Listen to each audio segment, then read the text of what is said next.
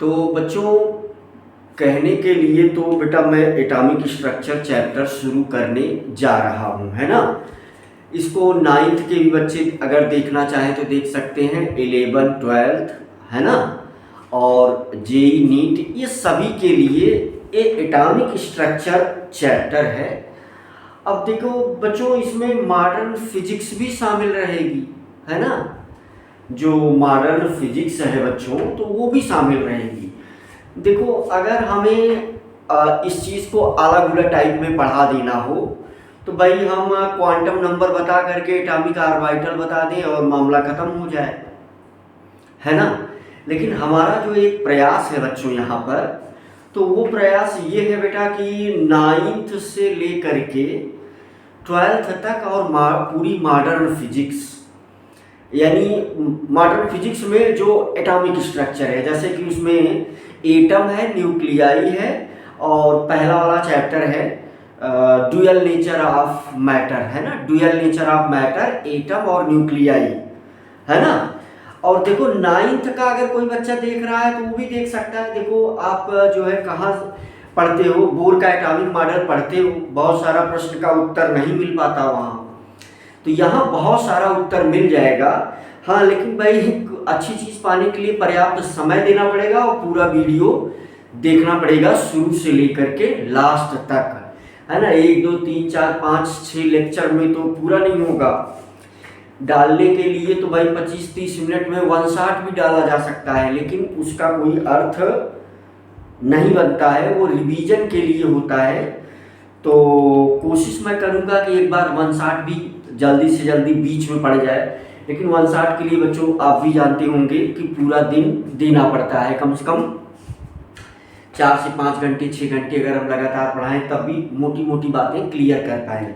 तो अभी जो उद्देश्य वो ये है कि अगर चाहे बच्चा 9th से शुरू कर सकता है, चाहे वो 12th में है तो भी शुरू कर सकता है, और 11th के लिए तो वीडियो बन ही रहा है, तो यानी पूरी चीज़ें कवर करेंगे। अगर 11th बच्चा जैसे 9th में अगर पढ़ लिया तो उसका 11th 12th मजबूत हो जाएगा, 11th में अगर पढ़ लिया तो 12th वाला पोर्शन मजबूत हो जाएगा, है ना।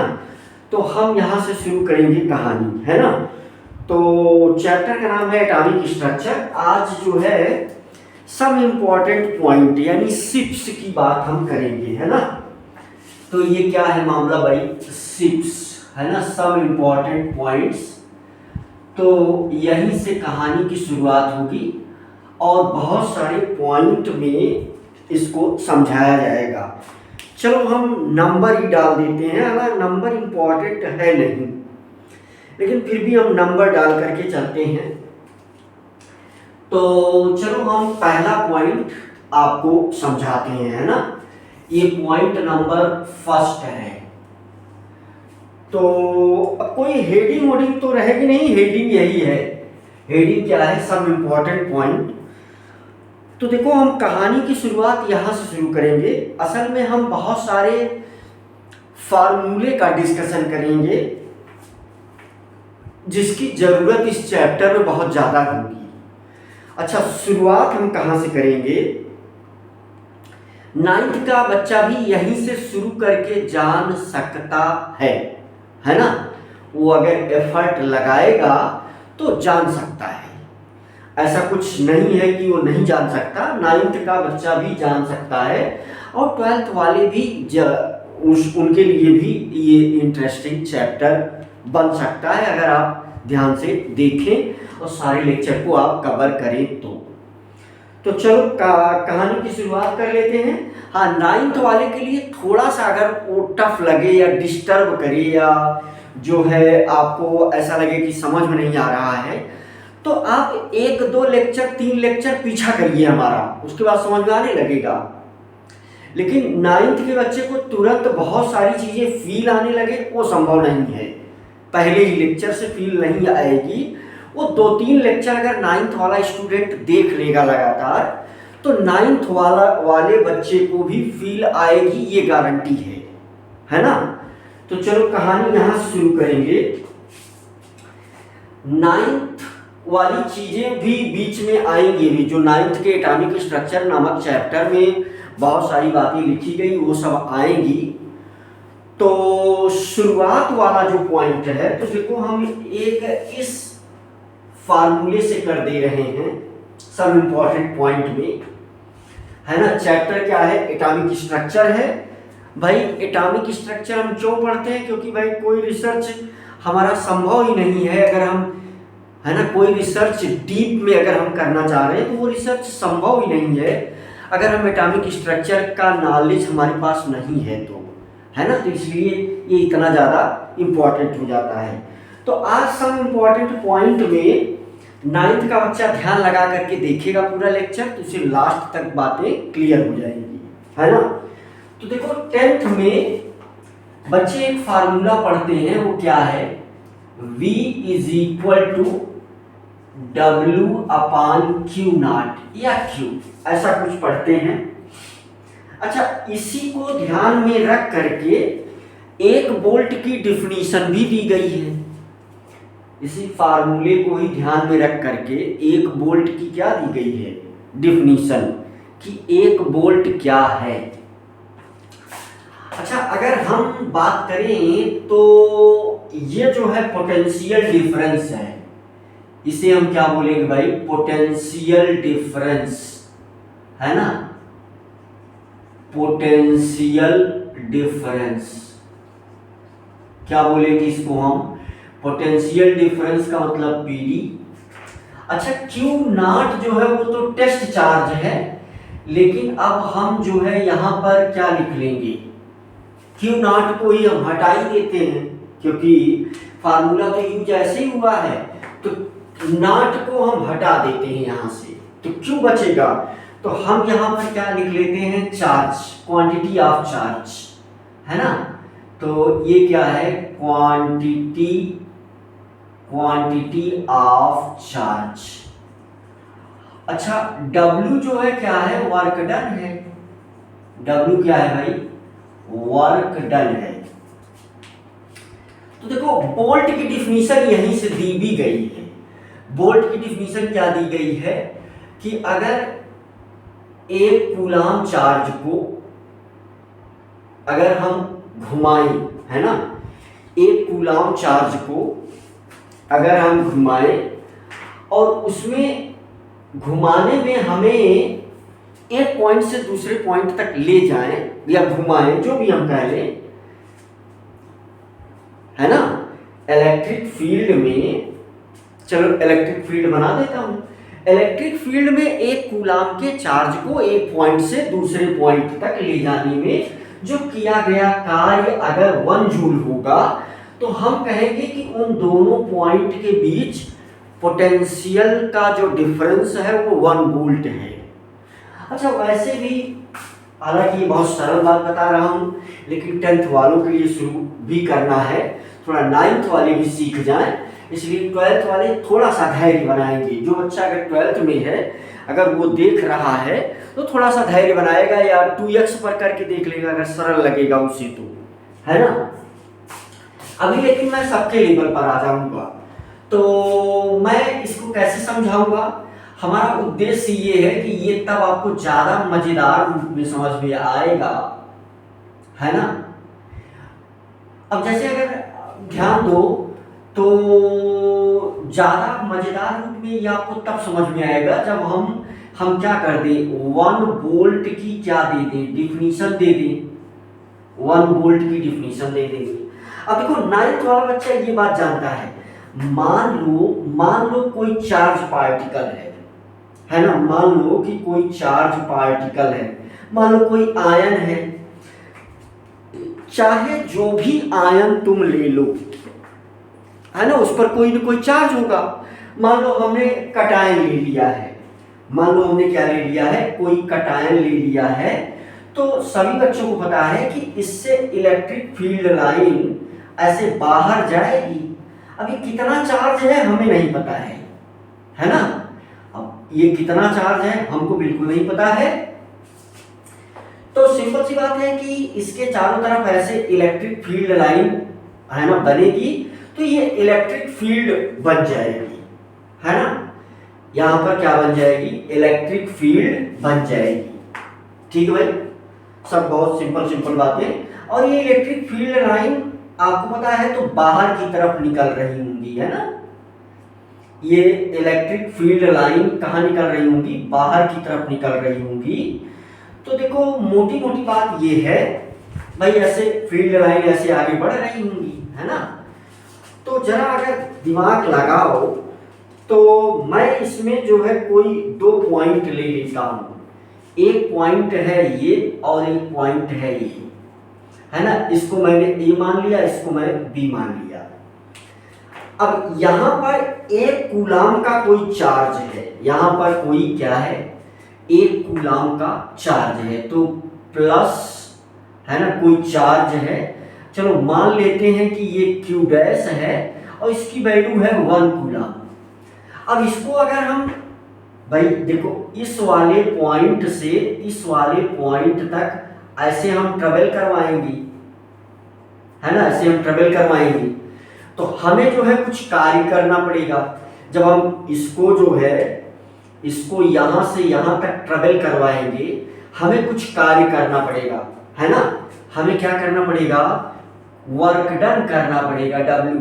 और अगर ये 1 जूल हो जाए, कितना, 1 जूल, तो हम कहेंगे कि ये दोनों पॉइंट A और B के बीच पोटेंशियल का जो डिफरेंस है ना, इस पर हम पोटेंशियल को क्या मान लेते हैं, BA, और इस पर क्या मान लेते हैं, BB। तो जो पोटेंशियल डिफरेंस है यहाँ पर, है ना, यहाँ पर क्या, जो पोटेंशियल डिफरेंस है, देख लो, तो जो नीचे तक दिख रहा है, देख लो, तो नीचे जो पोटेंशियल डिफरेंस है ना, यानी BA minus BB is equal to B, और यही बराबर 1 वोल्ट होगा, है ना, यही बराबर क्या होगा, 1 वोल्ट होगा। ठीक भाई, यही बराबर क्या होगा, 1 वोल्ट होगा। तो मेरे ख्याल से हमने इसको जो है डिफाइन कर दिया। अब आप सोचोगे गुरुजी इसकी जरूरत एटॉमिक स्ट्रक्चर में कहाँ पड़ेगी, पड़ेगी भाई, बिना इसके काम नहीं बनेगा और कदम कदम पर इन चीजों की जरूरत पड़ेगी, है ना। तो इसीलिए हम इसको मोटे इम्पोर्टेंट पॉइंट में ही डील कर ले रहे हैं। सोचो अगर इस Q की जगह पर, अगर इस Q की जगह पर चार्ज E हो, Q की जगह पर क्या रख दो, चार्ज E रख दो, तो यहां से जो पोटेंशियल डिफरेंस B है 1 वोल्ट को भाई हमने डिफाइन कर दिया। इसी चीज को आप इंग्लिश में भी लिख पढ़ सकते हो। हमारा उद्देश्य थोड़ा आगे तक जाना है, इसलिए हम नहीं ऐसा कुछ कर रहे हैं। जो बच्चा चाहेगा, मैंने उतना लेक्चर दे दिया है कि सुनेगा तो 1 वोल्ट की डिफिनीशन को लिख लेगा। 9th वाला बच्चा ये नई वाली चीज है तो इसको ये देख करके कवर कर सकता है। तो यहां से देखो ये W/E लिख सकते हैं, क्यों, ये W/ क्या लिख सकते हैं, E लिख सकते हैं। तो यहाँ का मामला क्या बन जाएगा भाई, देखो, यानी W is equal to VE, है ना। और कभी क्या ये बात क्लियर हो रही है, W is equal to VE। V क्या है, पोटेंशियल डिफरेंस है, E क्या है ना, V क्या है, पोटेंशियल डिफरेंस है, E क्या है, चार्ज ऑन इलेक्ट्रॉन है ना। तो E क्या है, charge on electron, R proton, किसी पर चार्ज हो सकता है।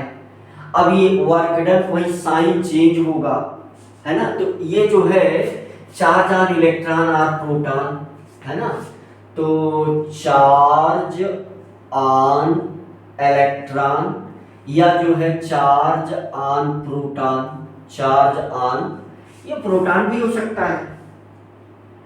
बी हमने बता ही दिया है कि बी क्या है, पोटेंशियल डिफरेंस है ना।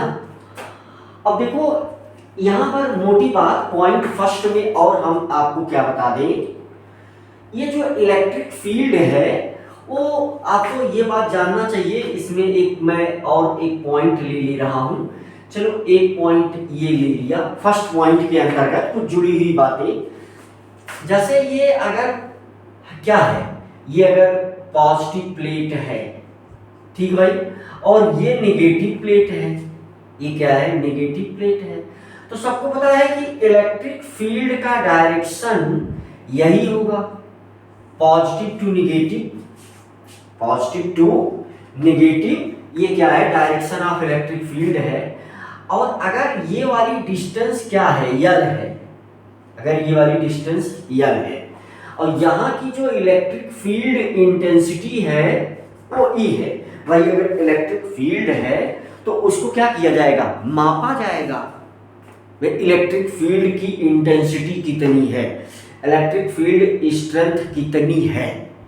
तो सिंपल सी बात है कि ई और बी में एक रिलेशन हो जाता है, वो यही वाला यल है, यानी E is equal to B upon यल,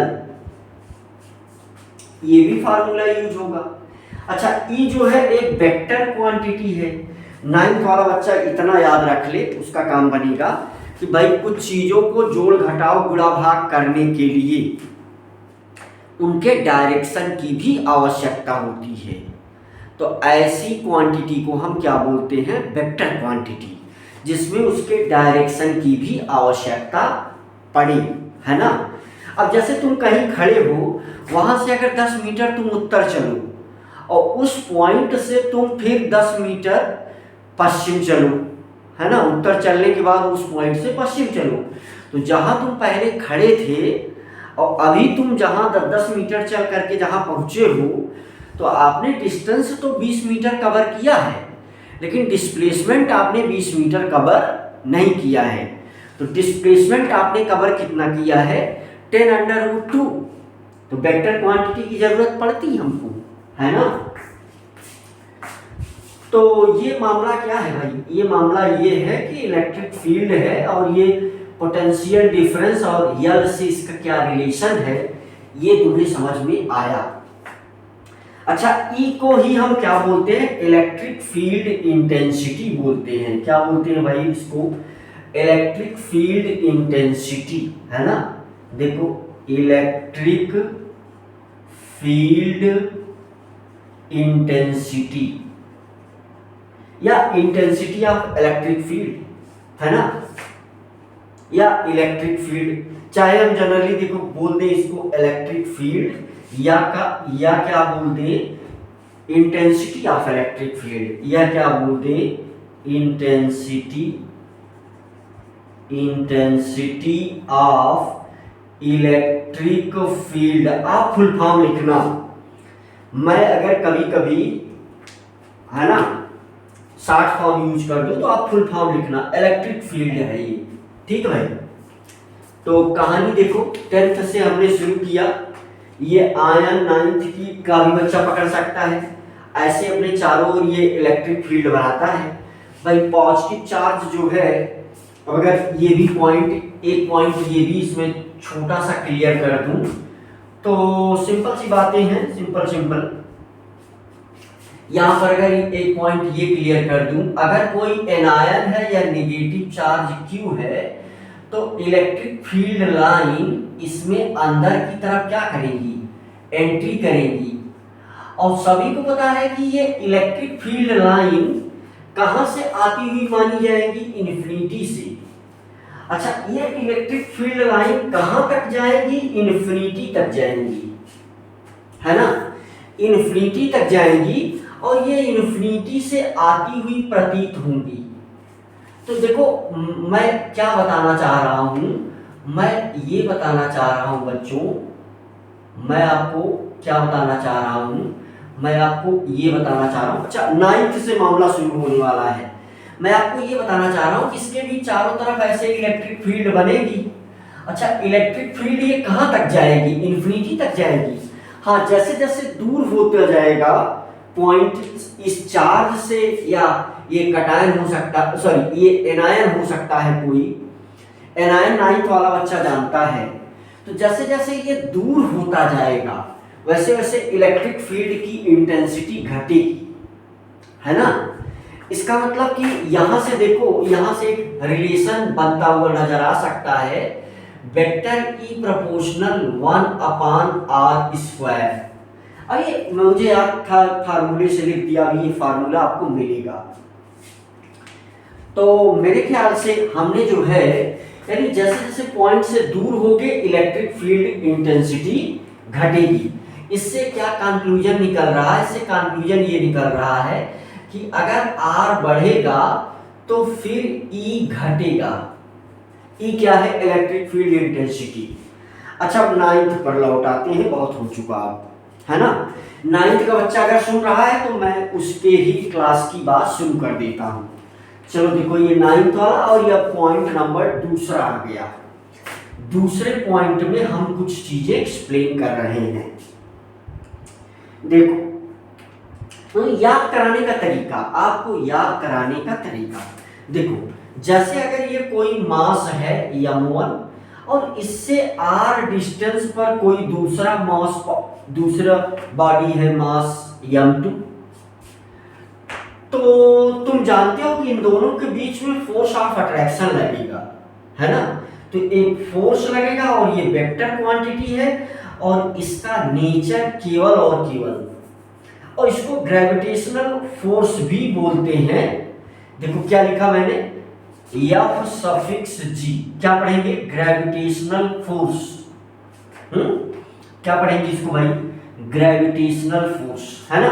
अब उसमें एक अर्थ होता है ना, तो फोर्स ड्यू टू ग्रेविटी, इसको हम क्या पढ़ सकते हैं? Force due to gravity, force due to gravity.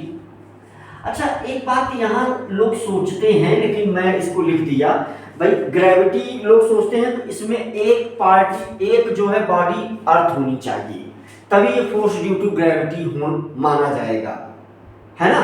अच्छा, इसका नेचर क्या है? इसका नेचर केवल ये अट्रैक्टिव फोर्स होता है, केवल और केवल कौन सा फोर्स होता है?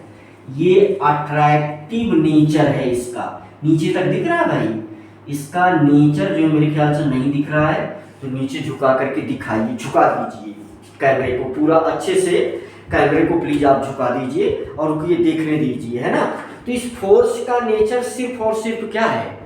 अट्रैक्टिव नेचर है, इसका नेचर रिपल्सिव नहीं है। ठीक है, रख दीजिए, इतना नीचे नहीं लिखूंगा।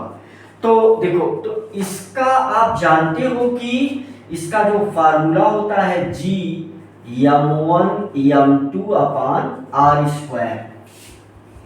अच्छा, इस G की वैल्यू सभी बच्चे को पता है, ये यूनिवर्सल ग्रेविटेशनल कांस्टेंट है। क्या है ये? Universal gravitational constant. ये फुल फॉर्म लिखिएगा भाई, अभी हमें इसकी आवश्यकता नहीं है, लेकिन ये याद कराने के लिए आवश्यक था, इसीलिए इसको बनाया, है ना। यहाँ देखो पॉइंट बना दे रहा हूँ। दूसरे पॉइंट में एक छोटा सा ये हम बांट के चल रहे हैं। यूनिवर्सल ग्रेविटेशनल कांस्टेंट, इसकी वैल्यू आपको याद होना चाहिए 6.67 × 10⁻⁻11 Newton metre square upon KG square. ये दिख रहा है क्या भाई? साफ साफ क्लियर कट दिख रहा है? अच्छा, हाँ, तो यहाँ तक जो है बहुत क्लियर कट दिख रहा है, तो ये बात आपको जानना चाहिए। वैसे घड़ी ने 23 मिनट खत्म कर दिए हैं। चलो, अच्छा, ये क्यों बताया? क्योंकि एटॉमिक स्ट्रक्चर समझने के लिए कूलॉम्स लॉ को जानना आवश्यक है ना। तो ये फार्मूला दिया गया, किसके द्वारा दिया गया भाई? ये फार्मूला आप जानते हो, 9th में आप पढ़े हो। ठीक इसी प्रकार कूलॉम ने क्या कहा? कूलॉम ने कहा बच्चों कि अगर ये चार्ज Q1 है ना, ये चार्ज, ये क्या है? चार्ज ये Q1 है, ये r डिस्टेंस पर Q2 है। सेम देखो फार्मूला चलेगा, है ना। तो इसके बीच में भी फोर्स लगता है, इसको क्या बोलते हैं? Electric force. देखो, ये ग्रेविटेशनल फोर्स था और इसे क्या बोलेंगे हम लोग? Electric force. क्या बोलेंगे इसको? Electric force. ठीक है भाई। अच्छा, ये इलेक्ट्रिक फोर्स की जो वैल्यू है 1/4 pi epsilon not Q1 × Q2 अपान, है ना, r स्क्वायर। अच्छा, यहां पर अगर ध्यान दो तो r देख ही रहे हो, दो के बीच का डिस्टेंस है। Q1 Q2 क्या है? क्वांटिटी ऑफ चार्ज है। Q1 Q2 क्या है? Q1 Q2। अब देखो, मुझे चूंकि थोड़ा सा तेजी से आगे बढ़ना है, इसलिए लेक्चर को कभी कभी पॉज करके भी आप मेरे शब्दों को भी लिखो। अगर आप को फील नहीं आ रही है, अगर 9th का कोई बच्चा देख रहा है अगर उसको फील नहीं आ रही है तो रोक करके मेरे शब्दों को भी लिखिए। जैसे Q1 Q2 क्या है, अमाउंट ऑफ चार्ज है। जैसे M1 M2 क्या है, मास ऑफ बॉडीज हैं। वैसे Q1 Q2 क्या है, जैसे अमाउंट ऑफ M1 क्या है, अमाउंट ऑफ मास है ना, ये क्वांटिटी ऑफ मास है ना, मास की क्वांटिटी है ना। तो ऐसे ही, तो चूंकि हमें तेजी से चलना है इसलिए अगर मैं कोई चीज नहीं लिख रहा हूँ लेकिन वो मुंह से जरूर बोल रहा हूँ, उसको ध्यान से आप सुन करके चीजें लिख सकते हैं। अच्छा, एटॉमिक स्ट्रक्चर चैप्टर शुरू करने से पहले मैं क्यों ये बता रहा हूँ, क्योंकि इन चीज़ों को बहुत ज़्यादा हम लोग यूज करेंगे। यानी जितने पॉइंट, अभी तो केवल दूसरा पॉइंट शुरू हुआ है, अभी बहुत सारे पॉइंट इसमें बनेंगे, पहला पॉइंट दूसरा पॉइंट, ये सारे नॉलेज हम भर भर के यूज करेंगे, बहुत ज़्यादा यूज करेंगे। सोचो इलेक्ट्रॉन के मास को कैलकुलेट करना इतना सरल है क्या? इलेक्ट्रॉन का मास इतना कम है तो उसको टेक्नोलॉजी से ही मेजर किया गया होगा, है ना।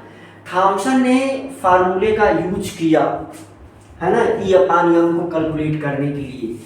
तो देखो यहाँ पर अगर मैं थोड़ा सा और क्लियर कर दूं तो भाई ये जो 1/4 pi epsilon nought this will equal to K भी होता है और इसकी वैल्यू क्या है 9 × 10⁹।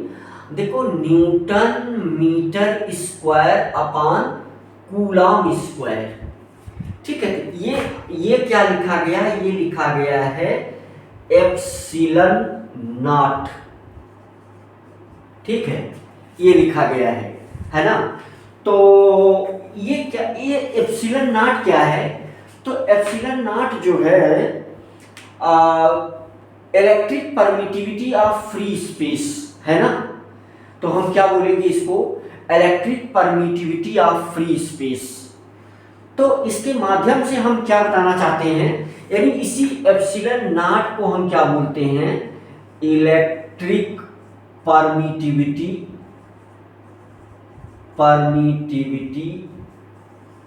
ऑफ फ्री स्पेस है ना। तो अच्छा, ये क्यों बताना मैं चाह रहा हूं, मैं इस चीज को इसलिए बताना चाह रहा हूं बच्चों कि जो ये Fe है, ध्यान दो, क्यों इस चीज को बताना चाह रहा हूं, क्योंकि ये जो Fe है इसका नेचर दोनों हो सकता है।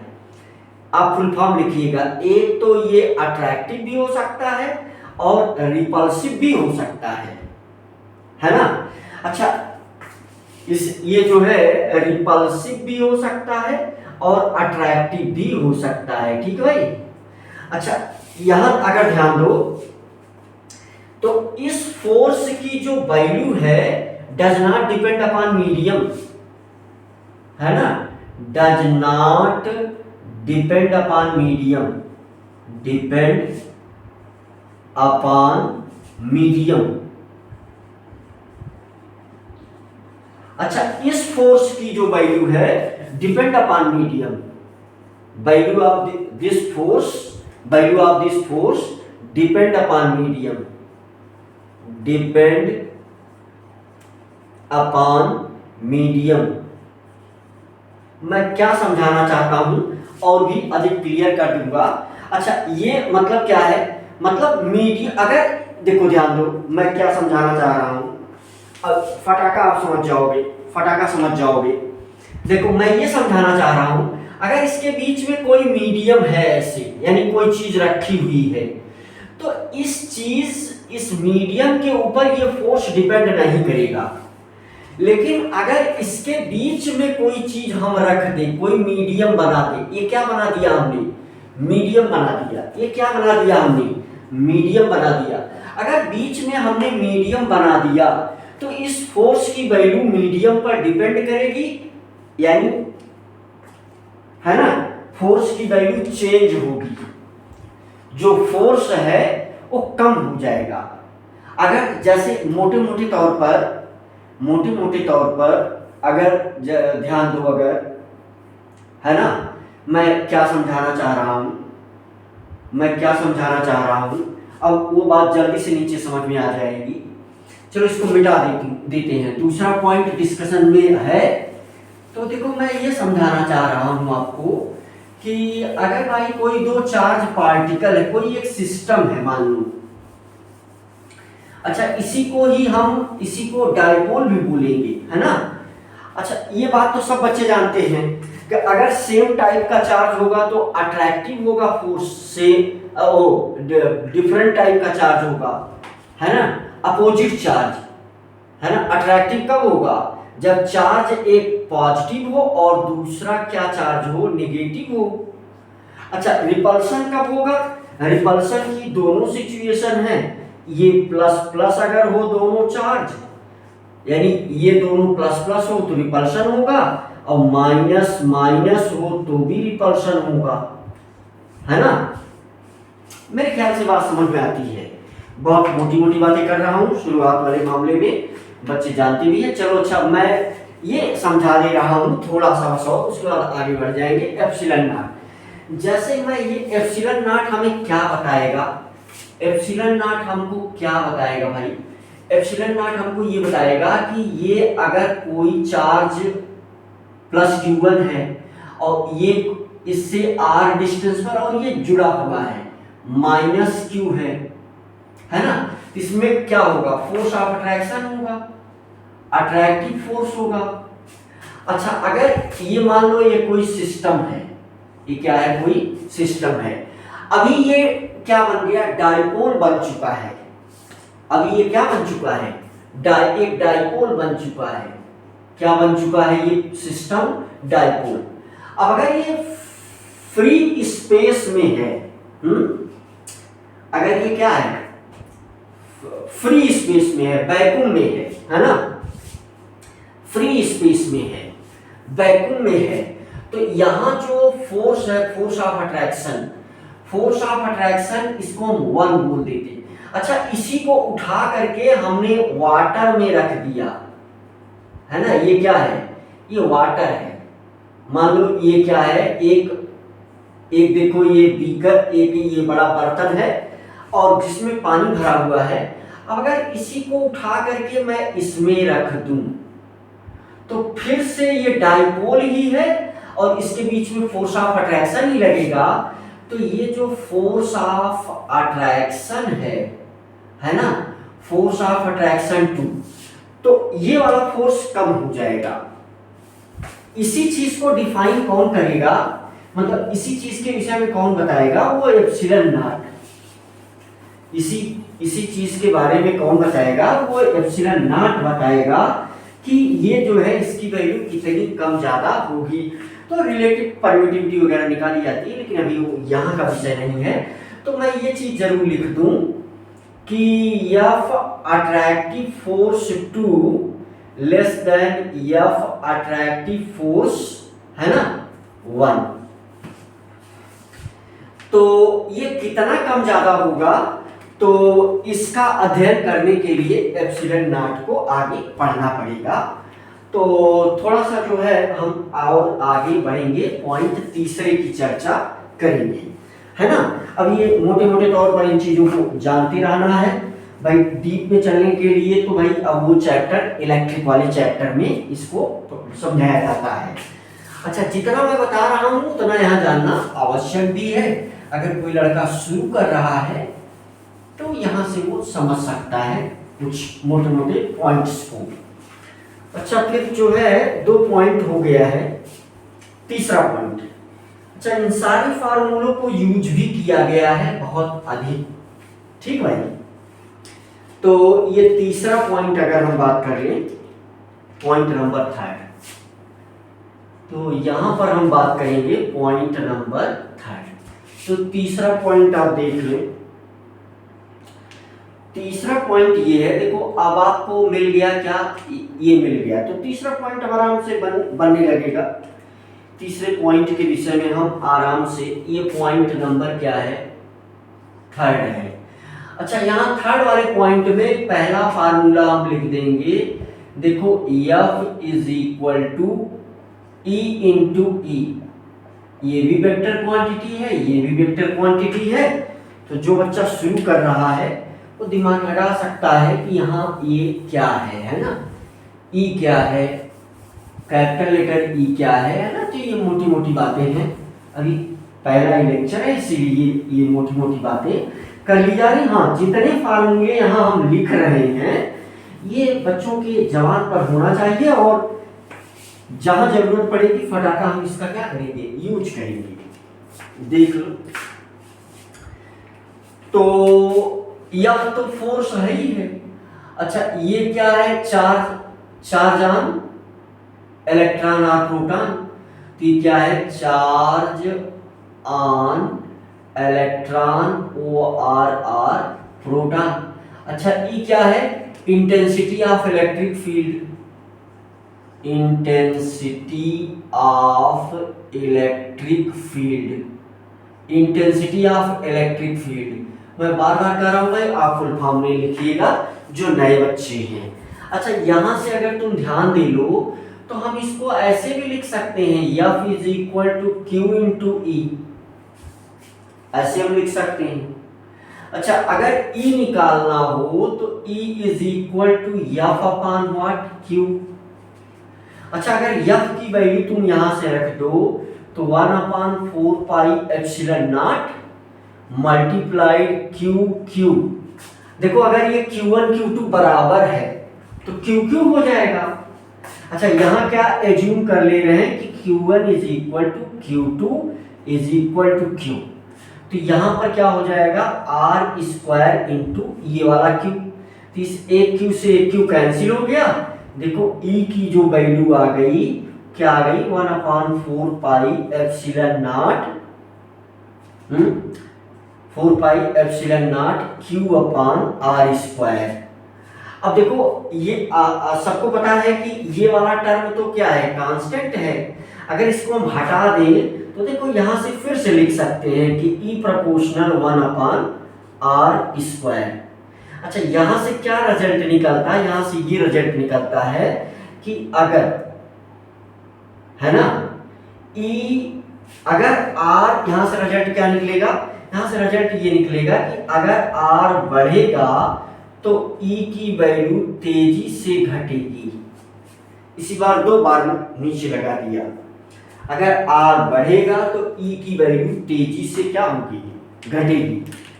अब इन सब चीजों को भाई यूज किया गया है ना, इन सारे फार्मूलों को वैज्ञानिकों के द्वारा यूज किया जाएगा, है ना।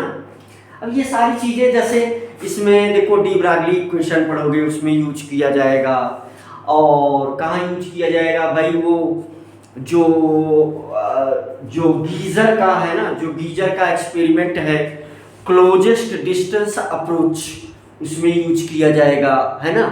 और अगर तुम और देखो ध्यान से, दिमाग लगाओ इसमें, तो यानी हर जगह यूज होगा। अगर तुम जो है इन सारे फार्मूलों का यूज, देखो क्लास 11th में विशिष्ट रूप से नील बोर को ही पढ़ना है। तो क्लास 11th की केमिस्ट्री क्या है, नील बोर की कहानी है ज्यादा विशिष्ट रूप से भाई। उसमें एटॉमिक ऑर्बिटल और बहुत सारी चीजें तो है ही हैं, उससे मैं इनकार नहीं कर रहा हूँ, लेकिन जो बहुत ज़्यादा डिटेल में पढ़ना है वो नील बोर को पढ़ना है। 9th में थोड़ा सा शुरुआत कर दिया जाता है। अच्छा, जो बच्चा अगर सुन रहा हो तो कहानी को ऐसे भी समझ सकता है कि देखो क्लास 9th में भी क्या था, एटॉमिक स्ट्रक्चर, है ना। 10th में तो नहीं मिला, लेकिन तुम अगर ध्यान दो तो 11th में एक चैप्टर मिल गया एटॉमिक स्ट्रक्चर। अच्छा, 12th के केमिस्ट्री में तो नहीं मिला, लेकिन फिजिक्स में मिल गया एटॉमिक स्ट्रक्चर। अच्छा, जब तुम अब आगे बढ़ोगे तब भी एटॉमिक स्ट्रक्चर मिलेगा, यानी एटॉमिक स्ट्रक्चर कभी आपका पीछा नहीं छोड़ने वाला है, चाहे आप जहां स्टडी कर रहे हो, है ना। तो कुल मिलाकर के एटॉमिक स्ट्रक्चर की नींव मैं रख रहा हूं कि एटॉमिक स्ट्रक्चर को समझने के लिए ये मोटी मोटी बातें हमको आना चाहिए। वैज्ञानिकों के द्वारा ये सारी चीजें, भाई नील बोर में ये सारी चीजें यूज होगी। जितनी भी बातें हम आपके साथ डिस्कस कर रहे हैं नील बोर की कहानी में, ये सब यूज होंगी, और इन सबको आपको जानना भी चाहिए। अगर आप जानेंगे तभी आप जो है इन सब चीजों को यूज कर पाएंगे। अच्छा, पॉइंट नंबर 3 पर मामला आ गया। पॉइंट नंबर 3 हम लोगों ने क्लियर किया कि ऐसा कुछ कहानी नई बनेगी, है ना। अच्छा, पॉइंट नंबर 4 तो ये भी पाई आएगा। चलो पॉइंट नंबर 4 ले लेते हैं। पॉइंट नंबर 4 की कहानी पढ़ लेते हैं। हम सभी को पता है कि अगर किसी भी एक मास को एक स्ट्रिंग में बांध करके अगर इस प्रकार से आप घुमाओगे b वेलोसिटी से, है ना, ये b वेलोसिटी से, और ये इसकी रेडियस है r, तो यहां पर एक सेंट्रीपिटल फोर्स और सेंट्रीफ्यूगल फोर्स है ना। जो सेंट्रीपिटल फोर्स होगा वो Fcp और जो सेंट्रीफ्यूगल फोर्स होगा वो Fcf, सेंट्रीफ्यूगल फोर्स। ये दोनों लगेंगे और नॉर्मल सिचुएशन में जब ये नाच ही रहा होगा, है ना, अगर ये नाच रहा है लगातार, है ना, अगर सर्कुलर मोशन कंटिन्यू है, तो मेरे ख्याल से बातें तो आप समझ गए होंगे कि ये डिस्टेंस क्या है, r है। अगर बॉडी सर्कुलर मोशन में है तो इसका मतलब Fcp और Fcf इक्वल होंगे। If body is in circular motion, अगर मैं यहां पर लिख दूं if mass m is in circular motion, अगर ये सर्कुलर मोशन में है तो इससे हमें क्या मिलने वाला है कि ये Fcp is equal to Fcf। अच्छा, यहां पर जो है ये this will equal to what, mb square upon r, this will equal to what, mb square upon r। इस फार्मूले का भी यूज कहां कर दिया जाता है, रदरफोर्ड का जो एटॉमिक मॉडल है उसमें भी कर दिया जाता है, इस फार्मूले का यूज कर दिया जाता है। तो पॉइंट नंबर जो है आपने क्या जान लिया, है ना, पॉइंट नंबर आपने जान लिया, चौथा पॉइंट आपने जान लिया। अच्छा, जैसे जो है इलेक्ट्रिक फील्ड में फोर्स लगता है उसी प्रकार से मैग्नेटिक फील्ड अगर कहीं है, भाई कोई सारे बच्चे मैग्नेट को देखे ही हैं, सभी बच्चे मैग्नेट को जानते हैं। ये पांचवा पॉइंट, ठीक भाई। तो ये पांचवा पॉइंट क्या है कि अगर कहीं मैग्नेटिक फील्ड है, मैग्नेटिक फील्ड में अगर कोई स्टेबल चार्ज है, स्टेबल चार्ज पर तो कोई फोर्स नहीं लगेगा, लेकिन अगर कोई मूविंग चार्ज है तो मैग्नेटिक फील्ड में उस पर फोर्स लगने लगता है ना। Moving charge experience force, rest charge नहीं करेगा। तो ये दोनों पॉइंट लिख दिया जाए। Stable charge does not experience, stable charge particle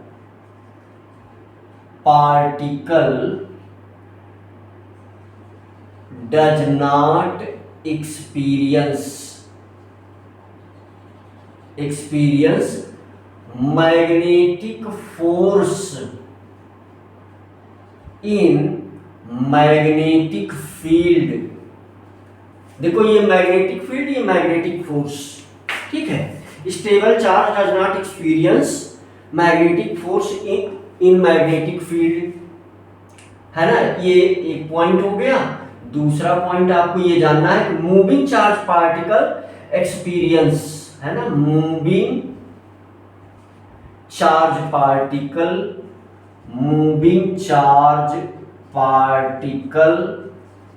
experience, moving charge particle experience if magnetic force, a magnetic force in, कहां, मैग्नेटिक फील्ड, मैग्नेटिक फील्ड में moving charge particle force experience करेगा। अच्छा, इलेक्ट्रिक फील्ड में दोनों charge, अगर हम बात करें इन इलेक्ट्रिक फील्ड अगर कहीं पर है, आप फुल फॉर्म लिखिएगा, इस इलेक्ट्रिक फील्ड में ये दोनों चार्ज है ना, ये दोनों charge moving charge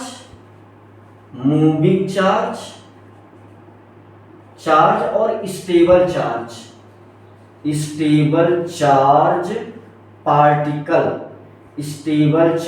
particle electric field में दोनों प्रकार के चार्ज पार्टिकल फोर्स एक्सपीरियंस करेंगे। एक्सपीरियंस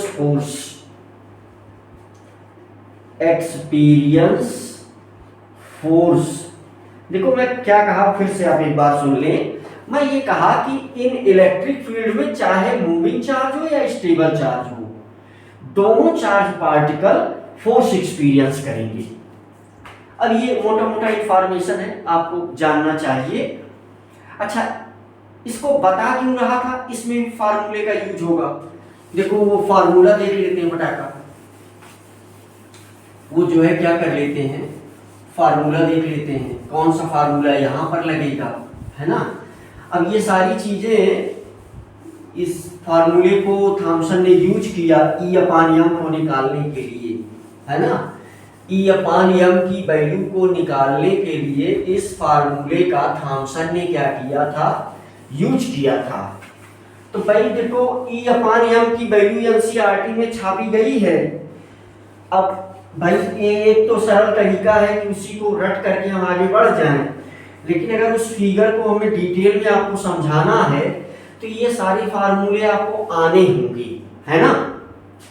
NCERT के एटॉमिक स्ट्रक्चर में बड़ा सा फिगर बनाया गया है जिसमें E/m की वैल्यू को डिफाइन किया गया है। तो कैसे वो डिफाइन किया गया है, ये सब फार्मूले अगर आएंगे तभी आपको समझ में आएगा। तो देखो, जैसे मैं यहाँ इस पॉइंट में ये बता दूं कि जो ये फोर्स है यानी मैग्नेटिक फोर्स, तो मैग्नेटिक फोर्स को हम Fm लिख दे रहे हैं। Magnetic force is equal to QBB, है ना, Q within bracket vector B cross B, है ना। तो अच्छा, ये जो है मल्टीप्लाई का साइन है, ये क्रॉस है, ये साइन जब हटेगा तो साइन थीटा भी आ जाता है ना। तो यानी Fm is equal to QBB sine theta. अब आपको वो अलग बात है कि अगर थीटा की वैल्यू 90 डिग्री है, जो कि यही फार्मूला बहुत ज़्यादा यूज होता है, तो यही जो है F इज इक्वल टू क्या हो जाता है, ये QBB, है ना, ये चीज यूज होता है। अच्छा, इस फार्मूले की एक मीनिंग है, वो मीनिंग क्या है कि F परपेंडिकुलर है, force is perpendicular to vector B and force is perpendicular to, है ना, वेक्टर B आल्सो। इसकी एक मीनिंग है, इस चीज की ये दो मीनिंग है भाई।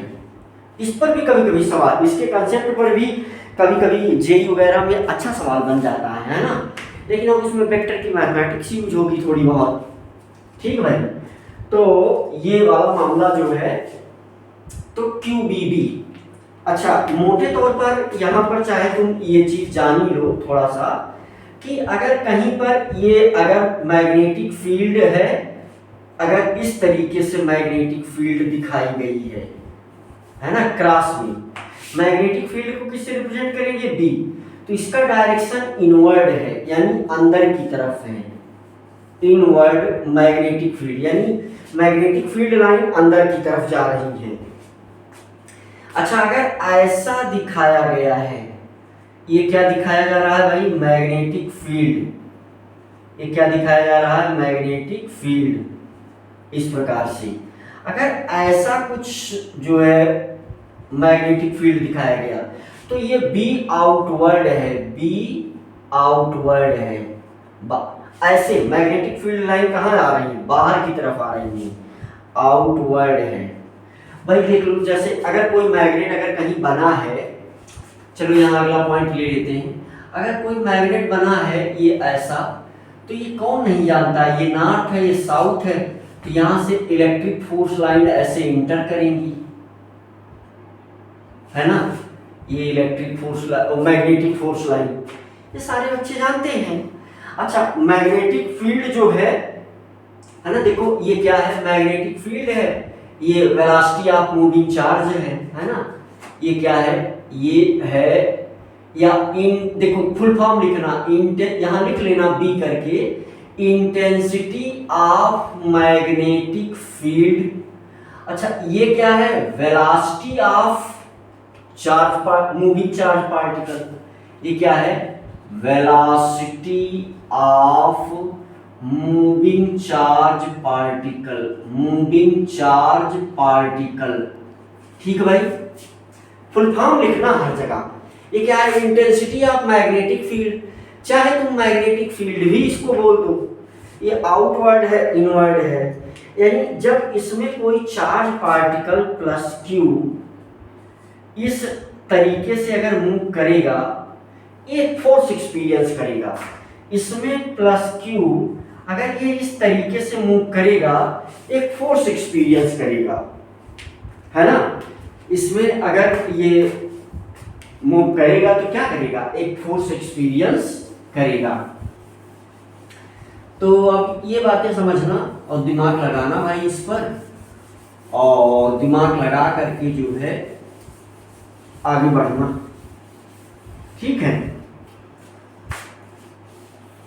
और कैसे मामला आगे बढ़ेगा, मामला ऐसे आगे बढ़ेगा भाई कि ये बहुत मोटी मोटी बातें और ये सब चीज़ें जो है यूज हुई हैं, है ना, उसमें चल करके मैग्नेटिक फील्ड में फोर्स का डायरेक्शन, है ना, अगर हम फोर्स के डायरेक्शन की बात कर लें तो बहुत सरल सरल बातें हैं, हम इसमें जो है, तो ये कुछ पॉइंट हम लोगों ने देख लिया। कितना समय खत्म हो गया भाई, अच्छा, तो ये 5 पॉइंट हमने देख लिया बच्चों, हमें लग रहा है कि कुछ पॉइंट और आपको समझाना पड़ेगा, तो चलिए आज हम यहाँ रुकते हैं, लेकिन 5 पॉइंट हम लोगों ने समझा है, कुछ पॉइंट हम और समझ लेंगे, उसके बाद हम एटॉमिक स्ट्रक्चर शुरू कर देंगे, राइट। तो इतना देख करके आप नोट्स बनाएं और इन चीज़ों को बारीकी से समझने का प्रयास करें, राइट।